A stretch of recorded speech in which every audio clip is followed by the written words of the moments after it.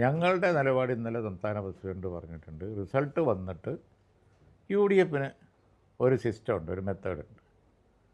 ആ UDF method അനുസരിച്ച് ഏറ്റവും വലിയ കക്ഷി, മുന്നണിക്ക് നേരിടുന്ന കക്ഷി എന്നുള്ള ആൾക്ക് കോൺഗ്രസ് പാർട്ടിയിൽ നിന്നായിരിക്കും മുഖ്യമന്ത്രി. ഒന്ന്.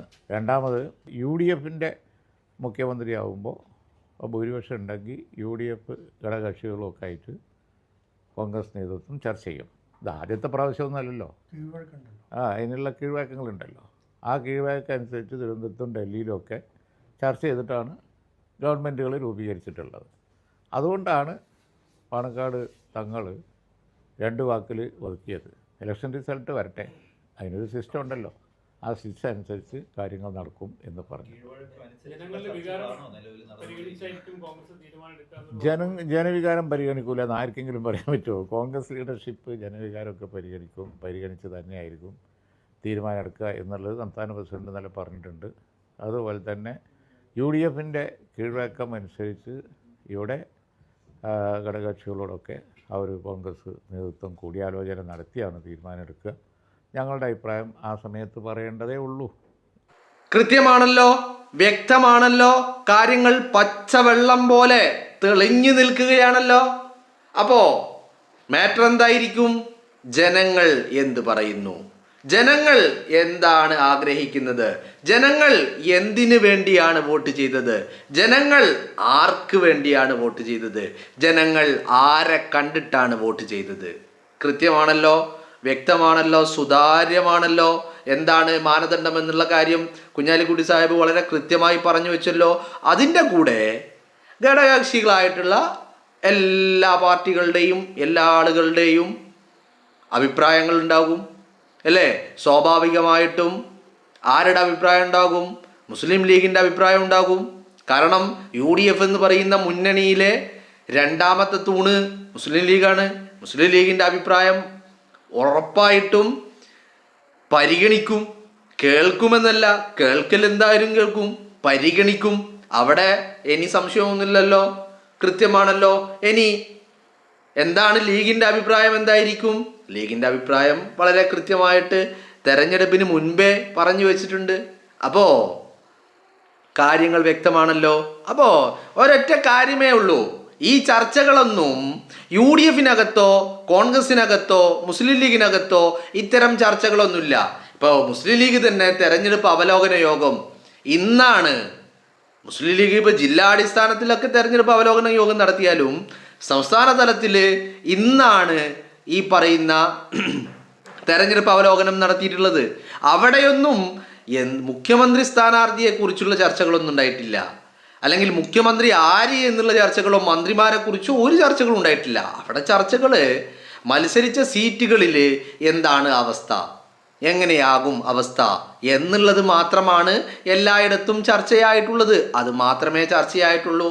മനസ്സിലായില്ലേ? അപ്പോൾ വളരെ കൃത്യമായിട്ട് കുഞ്ഞാലിക്കുട്ടി സാഹിബ് ഒരു കാര്യം പറഞ്ഞു വെക്കുമ്പോൾ, ഇപ്പോൾ ആര് മുഖ്യമന്ത്രി ആകും എന്ന് ചോദിച്ചാൽ അത് റിസൾട്ട് വരുന്നതിന് മുമ്പായതുകൊണ്ട് മെയ് 4 ആവാത്തത് കൊണ്ടും കുഞ്ഞാലിക്കുട്ടി സാഹിബ് പേര് പറഞ്ഞിട്ടില്ല.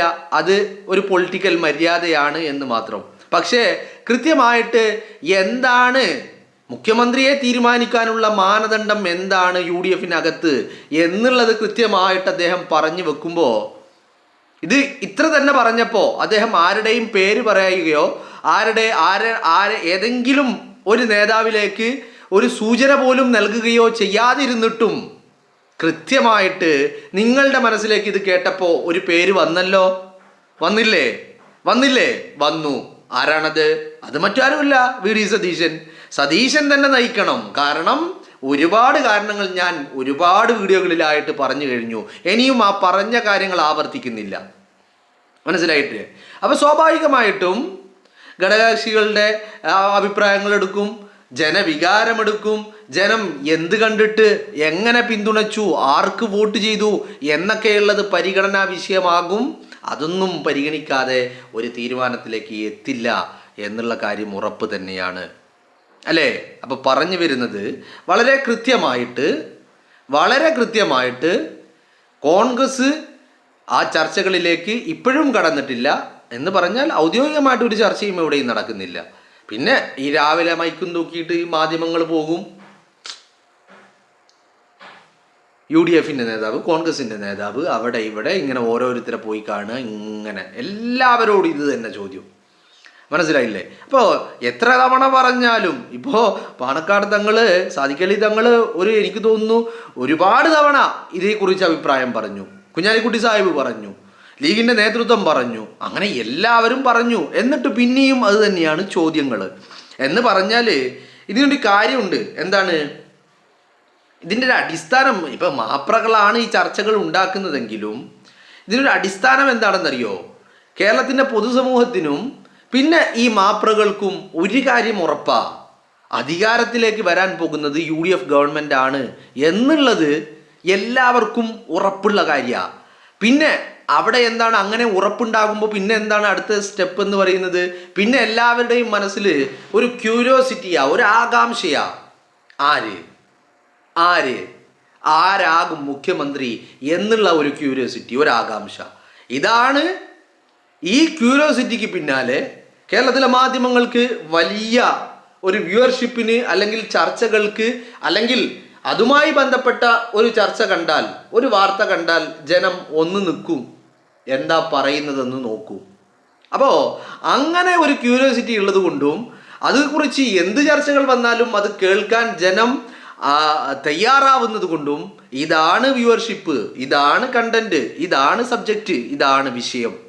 അപ്പോൾ അതിന്മേൽ വേണ്ട വിധത്തിൽ പൊടിപ്പും തുങ്ങലും ഒക്കെ വെച്ച് ഇവരങ്ങനെ വാർത്തകൾ, തലക്കെട്ടുകൾ, സ്റ്റോറികൾ ഒക്കെ ഉണ്ടാക്കിക്കൊണ്ടിരിക്കുക. അപ്പം ഇന്നലെ ഞാനൊരു വാർത്ത കണ്ടു, ഞാൻ ഞെട്ടിപ്പോയി ആ വാർത്ത കണ്ടിട്ട്. ആ വാർത്ത ഇങ്ങനെ: KC വേണുഗോപാൽ മത്സരത്തിന് തയ്യാറായി കഴിഞ്ഞു. നോട്ടമിടുന്നത് 2 മണ്ഡലങ്ങൾ, ഒന്ന് കണ്ണൂർ ജില്ലയിലെ ഇരിക്കൂർ, പിന്നെ മലപ്പുറം ജില്ലയിലെ കൊണ്ടോട്ടി. ഈ 2 മണ്ഡലങ്ങളാണ് നോട്ടമിടുന്നത്. ഇതിൽ വിജയിച്ച് കയറുന്ന UDFിൻ്റെ MLA ആരാണ് വിജയിച്ച് കയറുന്നത്? അവിടെ ആ പ്രതിനിധി, ആ ഒരു നേതാവ്, ആ MLA ആകുന്ന ആൾ ഉടനടി രാജിവെക്കും.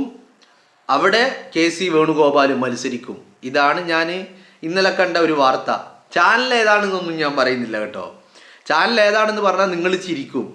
അപ്പോൾ പിന്നെ ചാനൽ ഏതാണെന്നൊന്നും ഞാൻ പറയുന്നില്ല. അതുപോലെ ഇന്നിപ്പോൾ ഞാൻ വേറൊരു വാർത്ത കാണുക. അത് ചാനൽ ഏതാണെന്ന് പറയാം. അത് വീരപ്പൻ്റെ ചാനലിൽ തലക്കകത്തും തലക്ക് പുറത്തും ഒന്നുമില്ലാത്തൊരു ചങ്ങായി ഉണ്ടല്ലോ.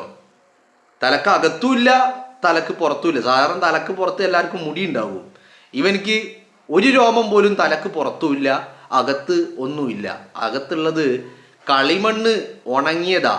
കളിമണ്ണ് നനവുള്ളതാണെന്ന് ഞാൻ പറയില്ല, നനവില്ലാത്ത ഉണങ്ങിയ കണിമണ്ണാണ് അവൻ്റെ അകത്തുള്ളത്. അപ്പോൾ ഇവൻ്റെ ഒരു പുതിയ രീതി, ഇവൻ എന്താ പറയുന്നതെന്ന് അറിയാമോ?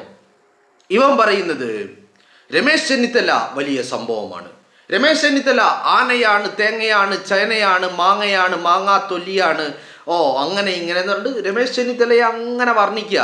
എന്നിട്ട് അവസാനം പറയുന്നത് മറ്റാരെക്കാളും ഇതിന് യോഗ്യതയുള്ളയാൾ അത് രമേശ് ചെന്നിത്തലയാണ്. അത് കണ്ടപ്പോൾ എനിക്ക് ചിരി വന്നു. അതിനപ്പുറത്തേക്ക് എത്രമാത്രം അജണ്ടകൾ കുത്തി നിറച്ച വാക്കുകളാണ് അതെന്നറിയാമോ? കാരണം ഇവൻ്റെ വാക്കുകൾക്കൊന്നും വിലയില്ല, പക്ഷേ ഇവനിലൂടെ അജണ്ടകൾ നടപ്പിലാക്കുക. കാരണം സതീശൻ കേരളത്തിൻ്റെ മുഖ്യമന്ത്രി ആവുന്നതിന് പലരും വല്ലാതെ ഭയപ്പെടുന്നുണ്ട് എന്ന് മാത്രമല്ല, പലർക്കും അത് ഉറപ്പുള്ള കാര്യവുമാണ്. അത്തരക്കാരാണ് ഈ ഭയമുള്ള ആളുകൾ. എന്ന് പറഞ്ഞാൽ VD സതീശൻ കേരളത്തിൻ്റെ മുഖ്യമന്ത്രി ആകുന്നതിനെ ഭയക്കുന്ന ആളുകൾ, VD സതീശൻ തന്നെ കേരളത്തിൻ്റെ മുഖ്യമന്ത്രി ആകും എന്ന് ഉറപ്പുമുള്ള ആളുകൾ. ഇത് രണ്ടും ഒരേ കൂട്ടർക്കാണുള്ളത്. അവരാണ് ഈ KC വേണുഗോപാൽ, രമേശ് ചെന്നിത്തല എന്നൊക്കെ പറഞ്ഞ് പല ചർച്ചകളിലേക്കും ഇങ്ങനെ കാര്യങ്ങൾ തിരിക്കുന്നത്. അതെന്തിനാന്ന് വെച്ചാൽ ഇവരെ സംബന്ധിച്ചിടത്തോളം VD സതീശൻ കേരളത്തിൻ്റെ മുഖ്യമന്ത്രി ആകുക എന്ന് പറഞ്ഞാൽ വലിയ തിരിച്ചടിയാണ്. ഇപ്പം UDFിൻ്റെ ഒരാൾ, കോൺഗ്രസിൻ്റെ ഒരാൾ മുഖ്യമന്ത്രി ആവുന്നതിൻ്റെ ആരായാലും ഉണ്ടാവുന്ന ഇമ്പാക്റ്റിൻ്റെ 10 മടങ്ങ് ഒരു ശക്തി സതീശൻ മുഖ്യമന്ത്രിയായാൽ ഉണ്ടാകുന്ന ഇമ്പാക്റ്റിനുണ്ട് എന്ന് പറഞ്ഞാൽ വലിയ കണക്കുകൾ ഓരോന്നോരോന്നായിട്ട് സതീശൻ പറയിപ്പിക്കുമെന്നുള്ളതാണ്. അപ്പോൾ സതീശൻ മുഖ്യമന്ത്രി ആകരുത്, സതീശനല്ലാതെ ആരായാലും ഇടപെടലുകൾക്കും കണക്ക് പറയുന്നതിനും അല്ലെങ്കിൽ നടപടികൾക്കുമൊക്കെ ഒരു മയം ഉണ്ടാകുമെന്ന് ഇവർ കണക്ക് കൂട്ടുന്നുണ്ട്. ആര്? ഈ കൂട്ടര്. അപ്പോൾ സതീശനല്ലാത്ത ആരാണെങ്കിലും ഒന്ന് മാനേജ് ചെയ്യാം എന്നുള്ളതാണ് ഇവർ കരുതുന്നത്. പക്ഷേ സതീശനായാലോ ഒരു വിധത്തിലും മാനേജ് ചെയ്യാൻ കഴിയില്ല എന്ന് മാത്രമല്ല, സതീശൻ എല്ലാം ചുകന്ന് പുറത്തിടും എന്നുള്ളതും ഇവറ്റകൾക്ക് ഉറപ്പാണ്. മനസ്സിലായില്ലേ? അപ്പോൾ അതാണ് ഈ ചർച്ചകൾക്ക് പിന്നിൽ എന്നുള്ളതാണ് വളരെ കൃത്യമായിട്ട്. അപ്പോൾ ഇതിന് ഞാൻ പറഞ്ഞ 2 കാരണങ്ങളാണ് ഈ ചർച്ചകൾക്ക് പിന്നിൽ. ഒന്ന്, സതീശനെ വല്ലാതെ ഭയം, സതീശൻ മുഖ്യമന്ത്രി ആവുക എന്നുള്ള അല്ലെങ്കിൽ മുഖ്യമന്ത്രി കസേരയിലുള്ള സതീശനെ വല്ലാതെ ഭയപ്പെടുന്നു എന്നുള്ളത്. രണ്ടാമത്തത്, ഈ സതീശൻ തന്നെ മുഖ്യമന്ത്രി കസേരയിലേക്ക് വരുമെന്നുള്ള ഉറപ്പും. ഈ 2 കാരണങ്ങളാണ് ഇത്തരത്തിൽ പല ചർച്ചകളിലേക്കും കാര്യങ്ങൾ കൊണ്ടുചെന്നെത്തിക്കുന്നത് എന്നുള്ളത് മാത്രമാണ്. അപ്പോൾ കുഞ്ഞാലിക്കുട്ടി സാഹിബ് വളരെ കൃത്യമായിട്ട് ഒരു പേര് പറഞ്ഞില്ലെങ്കിലും വളരെ കൃത്യമായിട്ട് കുഞ്ഞാലിക്കുട്ടി സാഹിബ് നിലപാട് പറഞ്ഞു. ആ നിലപാട് എന്നുള്ള വാക്ക് കേൾക്കുമ്പോൾ തന്നെ നിങ്ങൾക്ക് ആരാണ് കേരളത്തിൻ്റെ അടുത്ത മുഖ്യമന്ത്രി എന്നുള്ള കാര്യം നിങ്ങൾക്കും ഉറപ്പായിട്ടുണ്ടാകും. അപ്പോൾ ആ നിലപാടിനെ തന്നെയാണ് ജനം ആഗ്രഹിക്കുന്നത്, ആ നിലപാടിനെ തന്നെയാണ് പലരും ഭയപ്പെടുന്നത്, ആ നിലപാട് തന്നെയാണ് പലരുടെയും പ്രശ്നം, പലർക്കും ഇഷ്ടവും ആ നിലപാട് തന്നെയാണ്. അപ്പോൾ സതീശൻ തന്നെ കേരളത്തിൻ്റെ മുഖ്യമന്ത്രി കസേരയിലേക്ക് എത്തുമെന്നുള്ള കാര്യത്തിൽ തർക്കമില്ല.